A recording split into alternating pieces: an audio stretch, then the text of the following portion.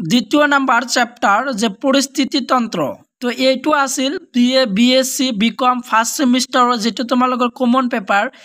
BSc ইনভাইৰনমেণ্টেল studies সাবজেক্টৰ দ্বিতীয় number চ্যাপ্টাৰৰ কিছুমান আজি ইম্পৰ্টেন্ট কোৱেশ্চন আনসাৰ দেখুৱাম যেহেতু তোমালোকৰ 21 তাৰিখত এক্সাম আছে তো ফাইনাল এক্সামিনেশনৰ কাৰণে 2 নাম্বাৰ চ্যাপ্টাৰৰ কোন কেইটা ইম্পৰ্টেন্ট হয় তোমালোকে কোৱেশ্চন কেইটা চাই লোৱা তো চ্যাপ্টাৰটো দিয়া আছে তোমালোকৰ পৰিস্থিতিতন্ত্ৰ তো ইয়াৰ কোৱেশ্চন কেইটা চাই লোৱা তোমালোকে প্ৰথমত কোৱেশ্চন শিকি যাবা যে পৰিস্থিতিতন্ত্ৰ কি তো পৰিস্থিতিতন্ত্ৰ কাক বলে কোৱেশ্চনটো তোমালোকে শিকি যাবা পৰীক্ষাৰ কাৰণে যে ইয়াৰ উত্তৰটো দিয়া আছে যে পৰিস্থিতি বিজ্ঞান ইকোলজি বিজ্ঞান শাস্ত্ৰৰ এটা ভাগ তো তোমালোকে সম্পূৰ্ণখিনি চাই লোৱা সম্পূৰ্ণখিনি দিয়া আছে ইয়াৰ পৰা তোমালোকে চাই লোৱা তোমালোকৰ মডেল পেজ নাম্বাৰ 56 ত দিয়া আছে কোৱেশ্চনটো তো এইটো 2 নম্বৰী প্ৰশ্নৰ কাৰণে তোমালোকে কোৱেশ্চনটো শিকিবা পিছৰ প্ৰশ্নটো দিয়া আছে যে প্ৰশ্ন নাম্বাৰ 3 56 নাম্বাৰ পেজৰ মডেল পেজ নাম্বাৰ 56 তো 3 নাম্বাৰ কোৱেশ্চনটো হল যে পৰিস্থিতিতন্ত্ৰৰ প্ৰধান উপাদানবোৰ কি কি তো এইটো ইম্পৰ্টেন্ট হয় তোমালোকৰ পৰীক্ষাৰ কাৰণে যে পৰিস্থিতিতন্ত্ৰৰ প্ৰধান উপাদানবোৰ কি কি তাৰ উত্তৰত দিয়া আছে যে পৰিস্থিতিতন্ত্ৰৰ উপাংশসমূহৰ প্ৰধানকৈ দুই ধৰণৰ তো প্ৰথমত দিয়া আছে যে ক নম্বৰটো দিয়া আছে অজৈবিক উপাংশ আৰু খ নম্বৰ দিয়া আছে জৈবিক উপাংশ ইয়াৰ এনসাৰটো তোমালোকে সম্পূৰ্ণখিনি চাই লোৱা তোমালোকে এই কোৱেশ্চনটো শিকিবা তোমালোকৰ পৰীক্ষাৰ কাৰণে এইখিনি আছিল যেটো পৰিস্থিতিতন্ত্ৰৰ প্ৰধান উপাদানবোৰ কি কি কোৱেশ্চনৰ এনসাৰ এইখিনি আছিল সম্পূৰ্ণ এনসাৰ এইবিলাক প্ৰশ্ন নাম্বাৰ 13 যে পৰিস্থিতিতন্ত্ৰ কেই প্ৰকাৰ পৰিস্থিতিতন্ত্ৰ কি যেহেতু এইটো কোৱেশ্চন আগতে ডিসকাস কৰিলো তো এতিয়া 13 নাম্বাৰ কোৱেশ্চন আছে পৰিস্থিতিতন্ত্ৰ কেই প্ৰকাৰ 54 পেজত দিয়া আছে এই কোৱেশ্চনটো তোমালোকে শিকি যাবা এইটো মোস্ট ইম্পৰ্টেন্ট হয় তোমালোকৰ পৰীক্ষাৰ কাৰণে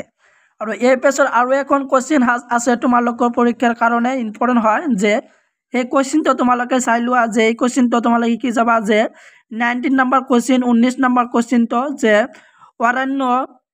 বায়ম কেইটাৰ নাম লিখা তো অৰণ্য বায়ম কেইটা আৰু কি কি এই কোৱেশ্চনটো আহিব পাৰে তোমালোকৰ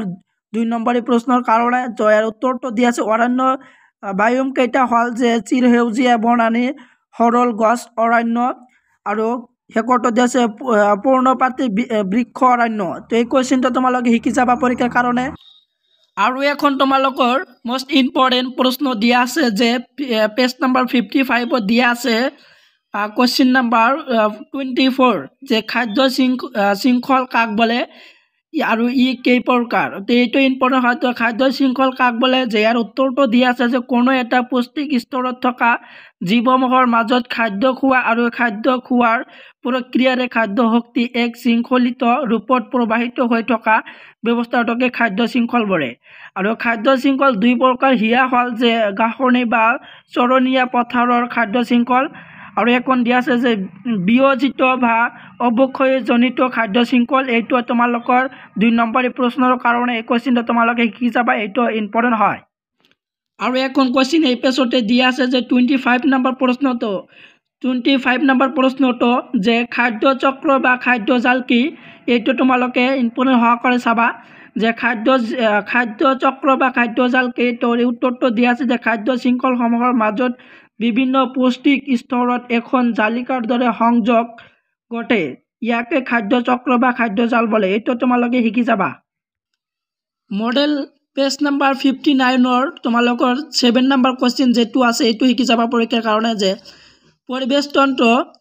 এটাৰ জৈৱিক উপাদান বুলিলে কি বুজা এইটো তোমালোকৰ 2 নম্বৰী বা 5 নম্বৰী পৰীক্ষাৰ কাৰণে এইটো চাই যাব পাৰা যে পৰিবেশ তন্ত্ৰ এটাৰ জৈৱিক উপাদান বুলিলে কি বুজা এইটো ইম্পৰ্টেন্ট হয় তোমালোকৰ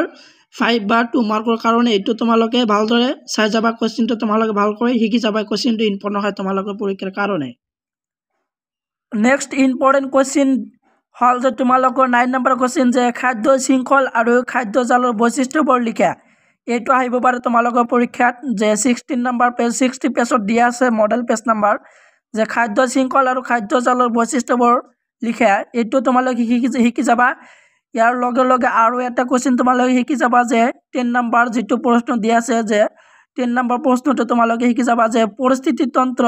শক্তিৰ প্ৰবাহ বুলিলে কি বুজা মোষ্ট ইম্পৰ্টেণ্ট হয় তোমালোকৰ কাৰণে এইবিলাক কোৱেশ্চন যিবিলাক কোৱেশ্চন তোমালোকৰ আগত আজি ডিসকাস কৰি আছো যে পৰিস্থিতিতন্ত্ৰ শক্তিৰ প্ৰবাহ বুলিলে কি বুজা এই কোৱেশ্চনটো তোমালোকে শিকি যাবা মোষ্ট ইম্পৰ্টেণ্ট হয় কোৱেশ্চন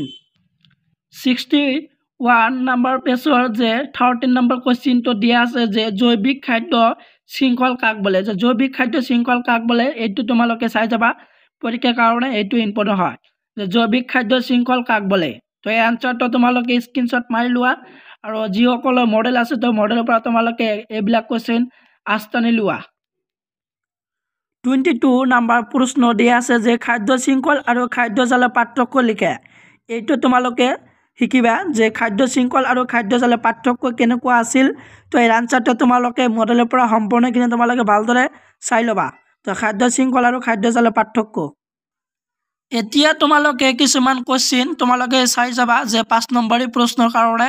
যে 69 নম্বৰ পেজত দিয়া আছে ৰচনাধৰ্মী প্ৰশ্নটোৰ তোমালোকৰ 5 মাৰ্কৰ কাৰণে যে পৰিস্থিতি বিজ্ঞান কাক বোলে তো এইটো তোমালোকে চাই লবা যে পৰিস্থিতিতন্ত্ৰ বিজ্ঞান কাক বোলে তো ইয়াৰ উত্তৰটো দিয়া আছে যে পৰিস্থিতি বিজ্ঞান ইকোলজি বিজ্ঞান শাস্ত্ৰীয় এটা ভাগ তোমালোকে সম্পূৰ্ণখিনি চাই লোৱা মই দি আছো তোমালোকে মডেলত আস্তানি লোৱা এইটো ইম্পৰ্টেণ্ট হয় তোমালোকে চাই লোৱা এইবিলাক আছিল আনসাৰ যে 5 নম্বৰী প্ৰশ্নৰ প্ৰথম প্ৰশ্নটো দিয়া আছে যে পৰিস্থিতি বিজ্ঞান কাক বোলে তো পৰিস্থিতি বিজ্ঞানৰ প্ৰশ্নৰ এইবিলাক আছিল আনসাৰটো তোমালোকে স্ক্ৰিনশ্বট মাৰি লোৱা এইটো তোমালোকৰ 5 নম্বৰ প্ৰশ্নৰ কাৰণে মোষ্ট ইম্পৰ্টেণ্ট হয় তোমালোকৰ 5 মাৰ্কৰ কাৰণে এই কোৱেশ্চনটো তাৰ পিছত তোমালোকে এই পেজত আৰু এখন কোৱেশ্চন দিয়া আছে ইম্পৰ্টেণ্ট যে কোৱেশ্চন নম্বৰ 2 যে পৰিস্থিতিতন্ত্ৰ কি খাদ্য শৃংখলৰ বিষয় লিখা এইটো তোমালোকে শিকিবা পৰীক্ষাৰ কাৰণে যে পৰিস্থিতিতন্ত্ৰ কি খাদ্য শৃংখলৰ বিষয় লিখা এইটো আহিব পাৰে তোমালোকৰ পৰীক্ষাত 5 নম্বৰী প্ৰশ্নৰ কাৰণে এইটো তোমালোকে শিকি যাবা 5 মাৰ্কৰ কাৰণে আহিব পাৰে মোষ্ট ইম্পৰ্টেণ্ট হয় এইবিলাক আছিল পিছৰ আনসাৰ যে পৰিস্থিতিতন্ত্ৰ কি আৰু খাদ্য শৃংখলৰ বিষয় লিখা প্ৰশ্নৰ সম্পূৰ্ণ আনসাৰ এইবিলাক আছিল সম্পূৰ্ণ আনসাৰটো তোমালোকে ভালদৰে চাই লোৱা আৰু পেজ নম্বৰটো দিয়া আছে তোমালোকৰ 70 আৰু 71 পেজত দিয়া আছে কোৱেশ্চন আৰু আনসাৰ তো দুটা পেজত দিয়া আছে তোমালোকে সম্পূৰ্ণ আনসাৰটো চাই লবা মোষ্ট ইম্পৰ্টেণ্ট হয় কোৱেশ্চনটো ভেৰি ইম্পৰ্টেণ্ট হয় কোৱেশ্চনটো আৰু এখন কোৱেশ্চন দিয়া আছে পেজ নম্বৰ 73 যে পৰিস্থিতিতন্ত্ৰ খাদ্য জালৰ কাম কি এইটো তোমালোকে এডিশনাল হিচাপে তোমালোকে শিকি যাবা কোৱেশ্চনটো পেজ নম্বৰ 73 পৰা আনসাৰটো তোমালোকে তাৰ পৰা সম্পূৰ্ণখিনি ভালদৰে চাই লবা 5 নম্বৰী প্ৰশ্নৰ কাৰণে আৰু কেইটামান তোমালোকে শিকিবা তো পেজ নম্বৰটো দিয়া আছে তোমালোকৰ 78 পেজৰ 8 নম্বৰ কোৱেশ্চনটো শিকিবা যে 8 নম্বৰ কোৱেশ্চনটো হল যে পৰিস্থিতিক পিৰামিড কাক বোলে এটা পৰিস্থিতি দেখা পোৱা বিভিন্ন পৰিস্থিতি পিৰামিডৰ ব্যাখ্যা কৰা এইটো তোমালোকৰ 5 মাৰ্কৰ কাৰণে এইটো কোৱেশ্চন চাই লবা তো এইটো ইম্পৰ্টেণ্ট হয় তোমালোকৰ পৰীক্ষাৰ কাৰণে আৰু আনসাৰটো তোমালোকে চাই লোৱা আনসাৰটো দি আছো আৰু যিসকলৰ মডেল আছে তো মডেলখন ওলাই লৈ তোমালোকে আস্তানি লোৱা মডেল পেজ নম্বৰ 78 দিয়া আছে তাৰ পৰা তোমালোকে শিকিবা ইয়া আছিল পিছৰ আনসাৰ যে 8 নম্বৰ প্ৰশ্নৰ যে পৰিস্থিতি পিৰামিড কাক বোলে কোৱেশ্চনৰ পিছৰ আনসাৰ এইখিনি আছিল আৰু এখন কোৱেশ্চন ইয়াত দিয়া আছে যে 79 পেজত দিয়া আছে আৰু এখন তোমালোকৰ গুৰুত্বপূৰ্ণ হয় কোৱেশ্চনটো যে কোৱেশ্চন নম্বৰ 9 খাদ্য শৃংখলৰ বৈশিষ্ট্য লিখা তো খাদ্য শৃংখলৰ বৈশিষ্ট্য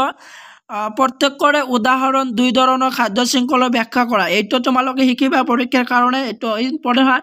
যেহেতু তোমালোকৰ 21 তাৰিখত এক্সাম আছে তো 21 তাৰিখৰ এক্সামৰ কাৰণে গোটেইবিলাক কোৱেশ্চন তোমালোকে সম্পূৰ্ণখিনি তোমালোকে শিকিবা যে খাদ্য শৃংখলৰ বৈশিষ্ট্য লিখা প্ৰত্যেকৰে উদাহৰণ দুই ধৰণৰ খাদ্য শৃংখলৰ ব্যাখ্যা কৰা ইয়াৰ সম্পূৰ্ণ আনসাৰটো মই দি আছো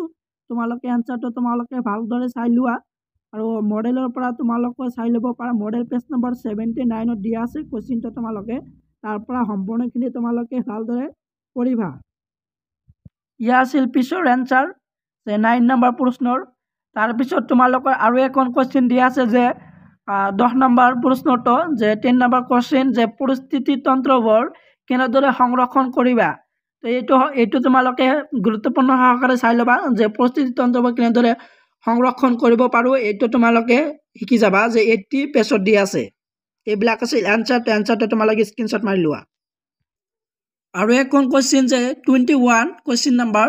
আৰু পেজটো দিয়া আছে 81ত যে অৰণ্য পৰিস্থিতি তন্ত্ৰৰ ওপৰত টকা লিখা তোমালোকৰ 5 নম্বৰ প্ৰশ্নৰ কাৰণে এইটো তোমালোকে শিকিবা যে অৰণ্য পৰিস্থিতি তন্ত্ৰৰ ওপৰত এটি টকা লিখা এইটো আহিব পাৰে তোমালোকৰ পৰীক্ষাত আৰু এই কোৱেশ্চনটো সেশনাল এক্সামত আহিছিল তোমালোকৰ এই বৰ্গত আহিছিল সেশনাল এক্সামত তোমালোকে এইটো গুৰুত্বপূৰ্ণ সহকাৰে তোমালোকে ভিডিঅটো সম্পূৰ্ণ কিনে তোমালোকে চাই লবা এইটো আছিল তোমালোকৰ ইম্পৰ্টেন্ট হয় পেজ নম্বৰ দিয়া আছে 83 12 কোৱেশ্চনটো 12 নম্বৰ কোৱেশ্চন যে আগ্ৰাসন এই পৰিস্থিতি তন্ত্ৰৰ বিষয়ে তুমি কি জানা এই পৰিস্থিতি তন্ত্ৰত বাস কৰা কেইটামান প্ৰাণীৰ নাম লিখা এইটো হয় ইম্পৰ্টেন্ট তোমালোকৰ 5 নম্বৰী প্ৰশ্নৰ কাৰণে এইটো তোমালোকে শিকিবা এইটো ইম্পৰ্টেন্ট হয় তোমালোকৰ পৰীক্ষাৰ কাৰণে যেটো তোমালোকৰ বেছি সময় নাই 21 তাৰিখত তোমালোকৰ এক্সাম আছে এইবিলাক কোৱেশ্চন তোমালোকে গোটেইবিলাক কোৱেশ্চন তোমালোকে শিকি যাবা মোস্ট ইম্পৰ্টেন্ট হয় কোৱেশ্চন নম্বৰ 13 এই পেজৰ যে 18 নম্বৰ পেজৰ যে 13 নম্বৰ কোৱেশ্চনটো যে এটা আদৰ্শ পৰিস্থিতি তন্ত্ৰ হিচাপে পুখুৰী পৰিস্থিতি তন্ত্ৰৰ ব্যাখ্যা কৰা তো এৰ উত্তৰটো আছে পুখুৰীয়ে পৰিষ্কাৰ পানীৰ পৰিস্থিতিক প্ৰতিনিধিত্ব কৰে পুখুৰী পৰিস্থিতি তন্ত্ৰৰ গঠন আৰু কাৰ্যাৱলী তলত আলোচনা কৰা হল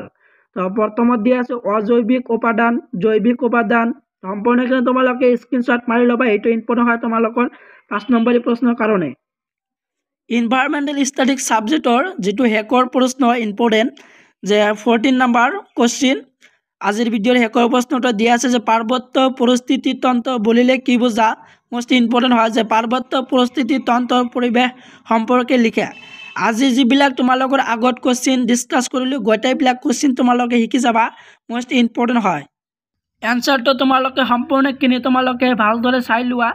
84 আৰু 85 দিয়া আছে কোশ্চেন আৰু এনসাৰ যে পাৰ্বত্য পৰিস্থিতি তন্ত্ৰ বুলিলে কি বুজায় কোশ্চেনটো শিকিবা মোস্ট ইম্পৰ্টেন্ট হয় আজি যিবিলাক কোশ্চেন তোমালোকৰ আগত ডিসকাস কৰিলো গোটেইবিলাক ইম্পৰ্টেন্ট হয় তো তোমালোকে গোটেইবিলাক ভালদৰে চাই লবা আৰু তোমালোকৰ নেক্সট তোমালোকৰ 3 নম্বৰ চেপ্টাৰৰ কোশ্চেন আনসাৰ ডিসকাস কৰিম তো তোমালোকে 3 নম্বৰ চেপ্টাৰ চোৱাৰ কাৰণে মোৰ চেনেলটো সাবস্ক্ৰাইব কৰি থবা আজিৰ ভিডিঅ' কিনি আছে